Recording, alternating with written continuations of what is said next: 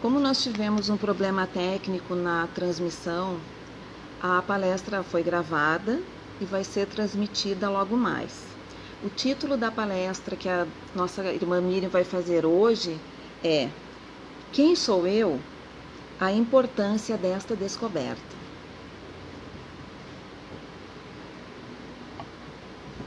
Boa tarde, irmãos.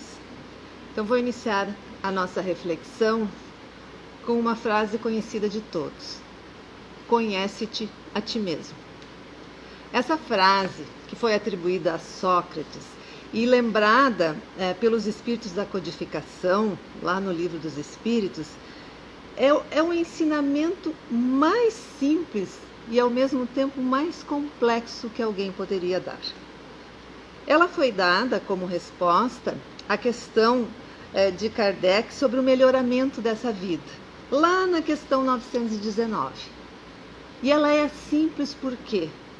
Porque à medida que nós nos conhecemos, nós nos apropriamos de quem nós somos, nos assenhoramos de nós mesmos. Literalmente tomamos posse da nossa identidade. Nós deixamos assim de responsabilizar terceiros por nossas atitudes e, consequentemente, ponderamos antes de tomá-las. Mas ela é também complexa, porque o processo para se chegar ao cume dessa montanha do autoconhecimento é longo e cheio de obstáculos. Não é certamente obra para uma única encarnação. Depois de começarmos este mergulho interior com o objetivo de nos conhecermos, nós projetamos para o próximo a mesma análise. E surge então a reciprocidade para com o semelhante, tão necessária sempre, mas mais nos dias de hoje. Porque nós tentamos utilizar da mesma medida que nos medimos para avaliar o comportamento do outro, principalmente quando este comportamento interfere nas nossas vidas. Vou citar uma passagem que está lá no Evangelho de Mateus para ilustrar melhor esse pensamento. Lá nos diz assim: o reino dos céus é comparável ao rei que quis tomar conta aos seus servidores. Tendo começado a fazê-lo, apresentaram-lhe um que lhe devia 10.000 talentos. Mas como não tinha meios de os pagar, mandou o seu senhor que o vendessem a ele, sua mulher, seus filhos e tudo o que lhe pertencesse para o pagamento da dívida. O servidor, lançando-se-lhe aos pés, o conjurava, dizendo: Senhor, tenha um pouco de paciência e eu te pagarei tudo. Então o Senhor, tomado de compaixão, deixou-o ir e lhe perdoou a dívida. Esse servidor, porém, ao sair, encontrando um de seus companheiros que lhe devia 100 dinheiros, uma 10ª parte, o segurou pela goela e, quase a estrangulá-lo, dizia: paga o que me deves. O companheiro, lançando-se a seus pés, o conjurava, dizendo: tenha um pouco de paciência e eu te pagarei tudo. Mas o outro não quis escutá-lo. Foi-se e o mandou prender, para tê-lo preso até pagar o que lhe devia. Parecido com o que acontece com o servo, antes de reencarnar, nós nos deparamos com o nosso passado, com aquele momento em que nós aviltamos a lei divina, e isso solicita reajuste. E igual ao servo, nós rogamos moratória. Nós pedimos que seja feita uma renegociação da nossa dívida e em parcelamento, se possível. E como a misericórdia divina se faz para todos e o que se deseja é o aprendizado e não a punição, nós recebemos sim a oferta da moratória. E assim, uma nova encarnação se apresenta a nós. Oportunidades redobradas, circuitos novos de aprendizados e circunstâncias que demandam a atenção nos colocam à prova verificando se nós realmente estamos dispostos a cumprir o acordo firmado com a lei e com a nossa própria consciência lá antes de reencarnarmos. Mas, infelizmente, nós falhamos diante de alguns desses tratados. Nós nos defrontamos com antigos algozes e não suportamos o peso de todo um passado reencarnatório que nos bate à porta. Nós não utilizamos as bases do amor que também nos foram ofertadas, pois temos que lembrar que nos foi solicitado que tudo que nos era de mais importante como pagamento da dívida. E nós pedimos paciência que pagaríamos. E então reencarnamos com todo esse arcabouço afetivo para fortalecer a nossa caminhada. Mas diante daquele que representa o erro, nós nos vemos nele. Não perdoamos, não somos indulgentes.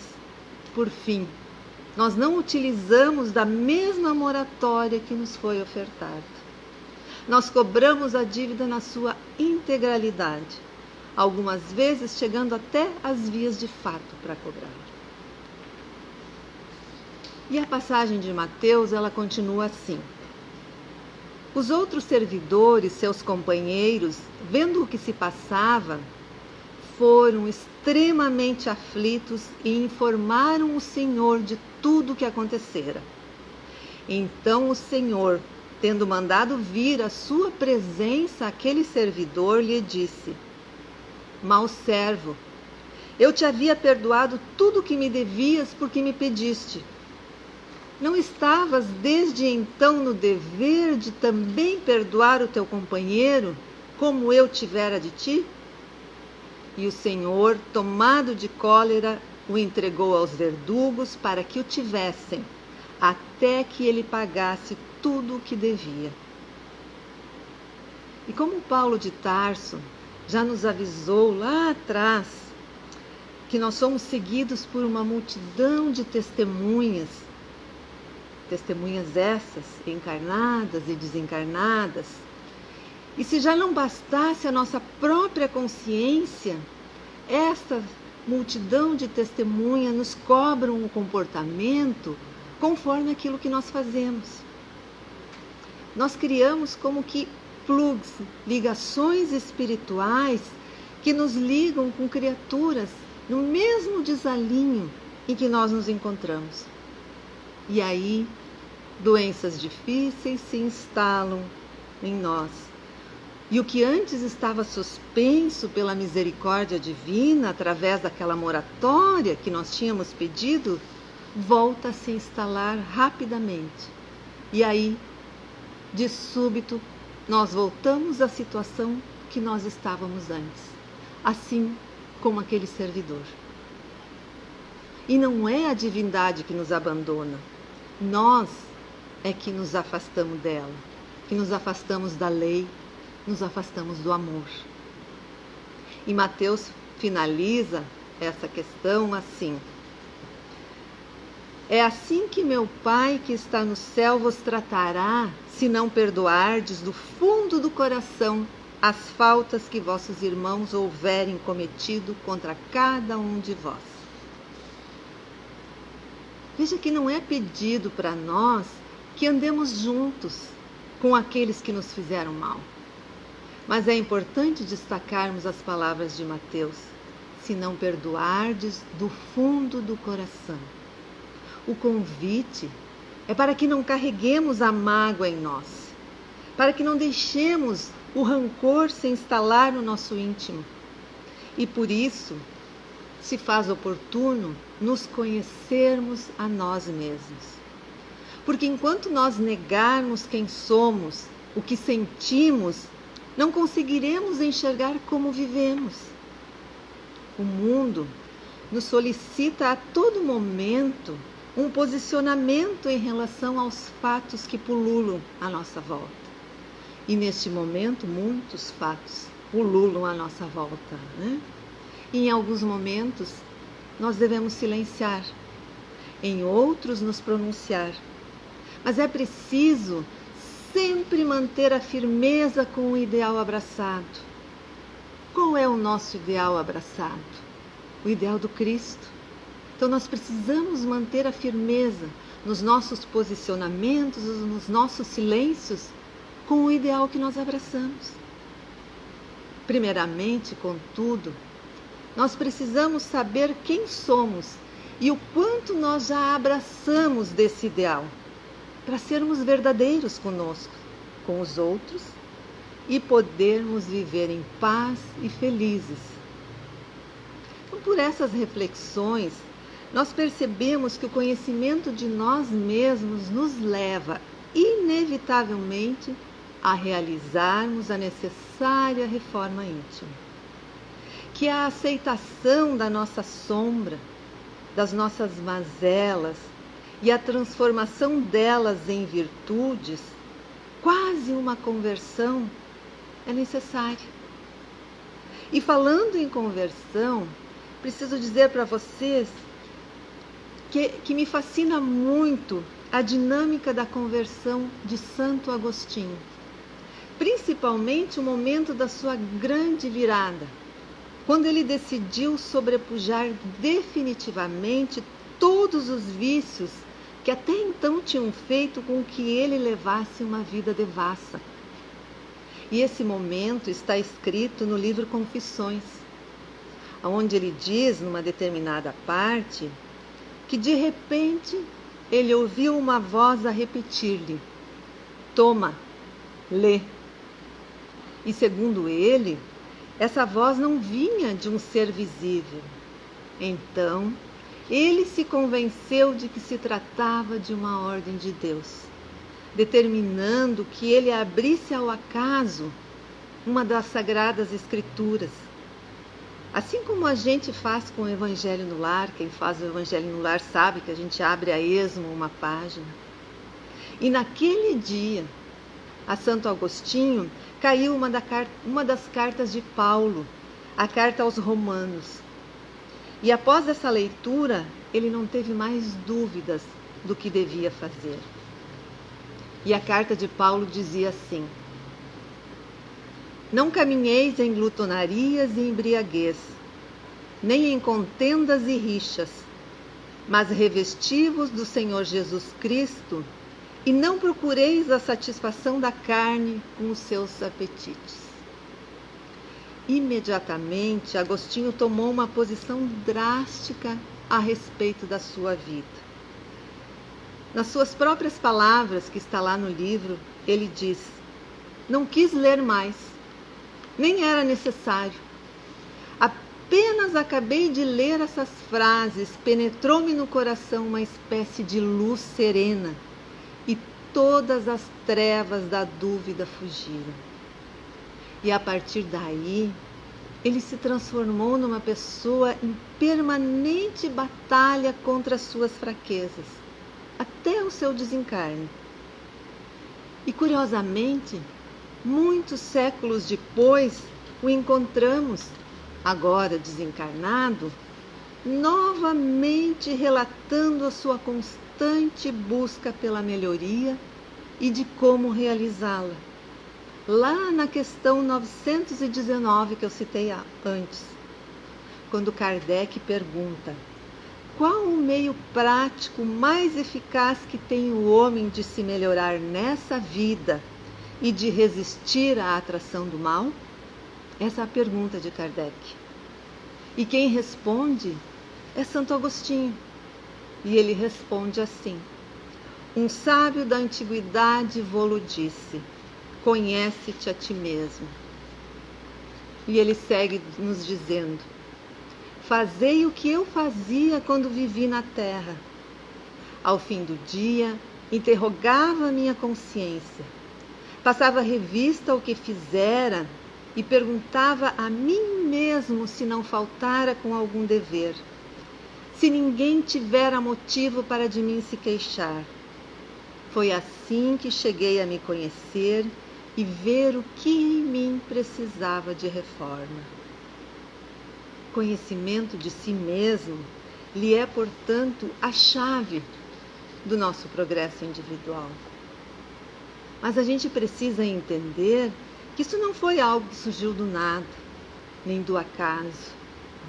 A busca do conhecimento e da verdade são duas constantes no homem, em todos nós, porque nós somos compelidos a isso, ou porque nós somos impulsionados pela lei divina do progresso, ou porque a gente sabe, mesmo que inconscientemente, as verdades sobre o Pai, sobre nós como criaturas, sobre os propósitos divinos, sobre o destino que nos espera e uma série de outras informações que nós tivemos acesso nas nossas reencarnações passadas e quando estivemos no mundo espiritual.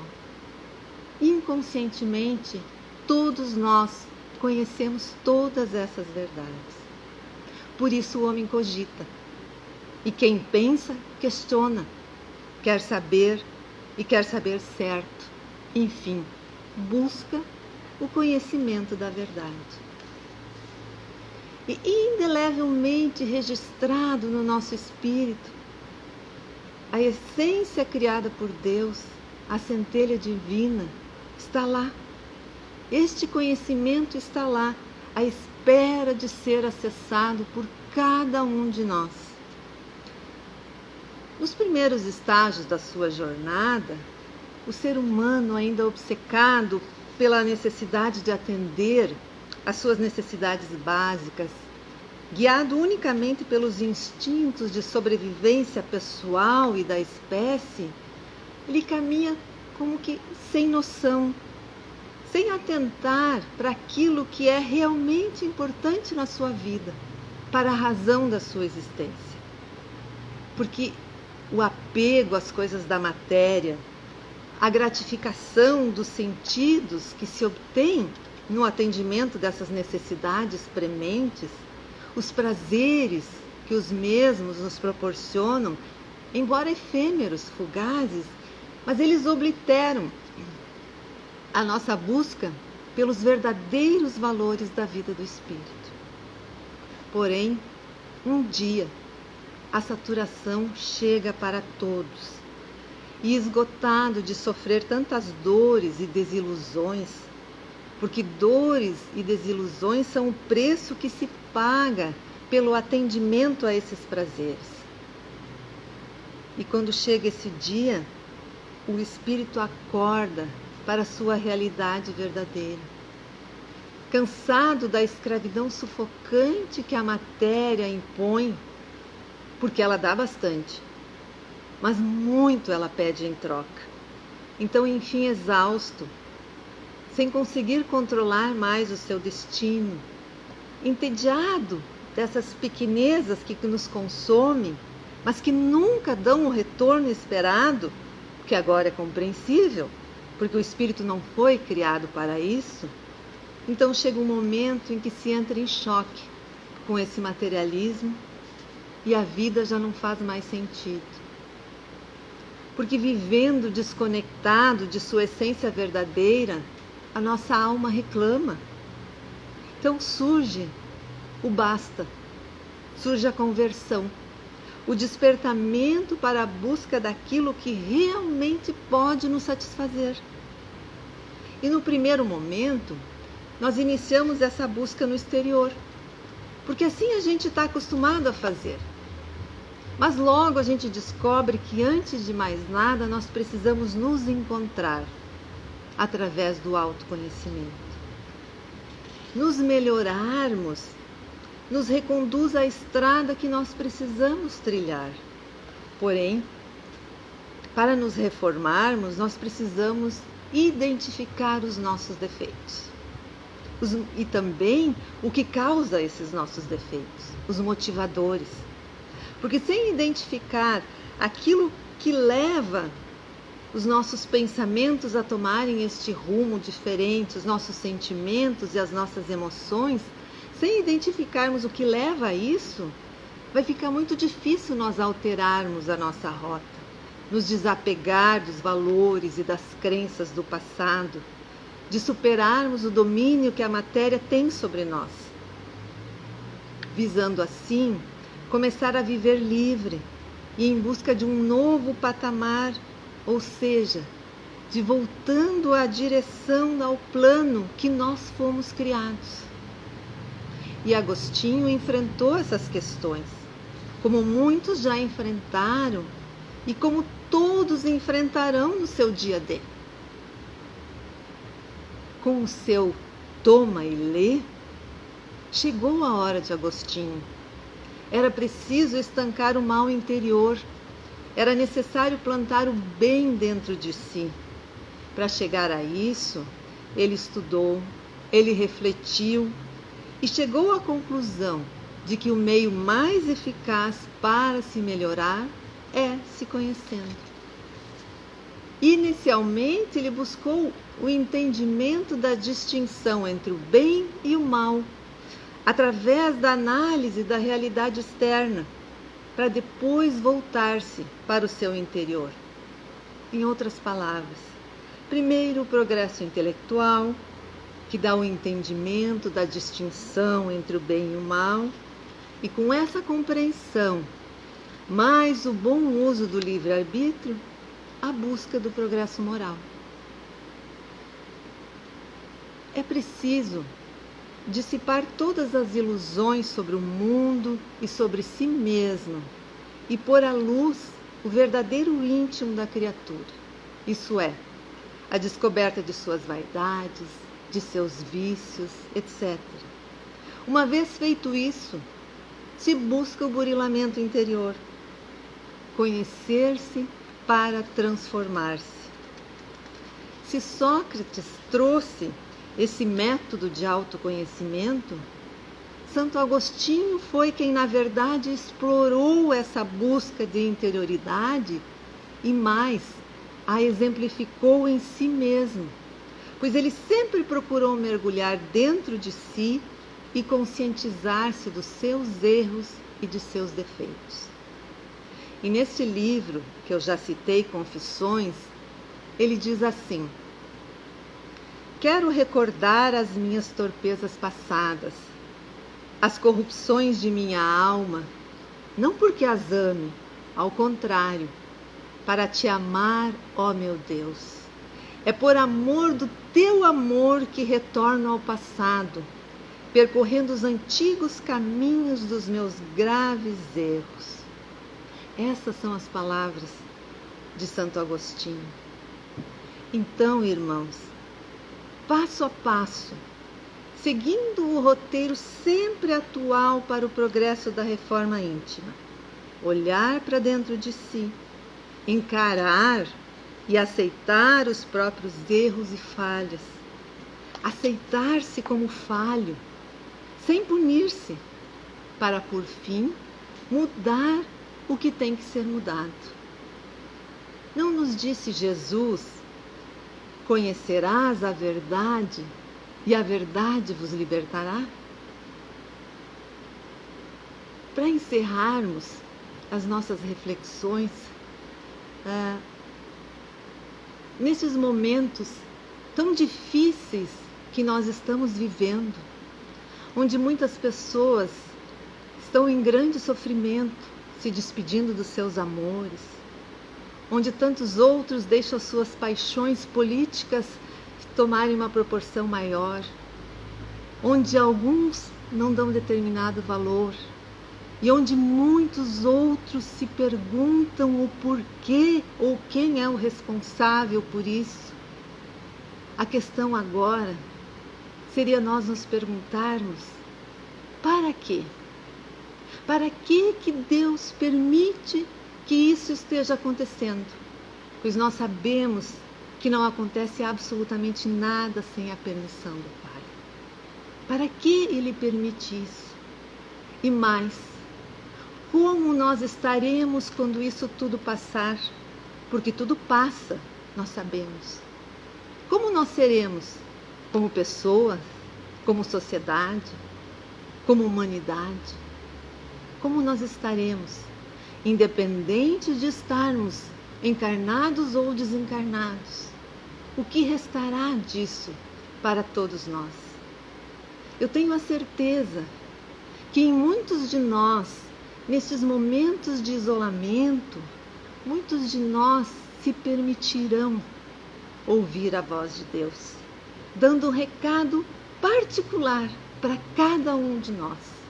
Então, que possamos ouvir o que Deus tem a nos dizer e, a partir do que Ele nos disser, realizarmos as transformações que nós precisamos para que nós nos tornemos como pessoas, como sociedade, como humanidade,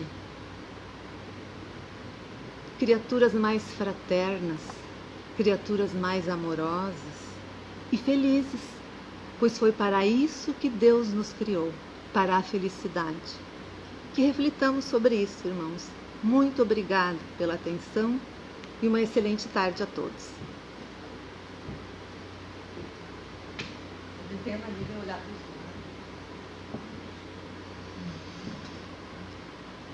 Depois dessas reflexões, então, vamos novamente elevar o nosso pensamento a Deus, este Pai soberanamente justo e bom,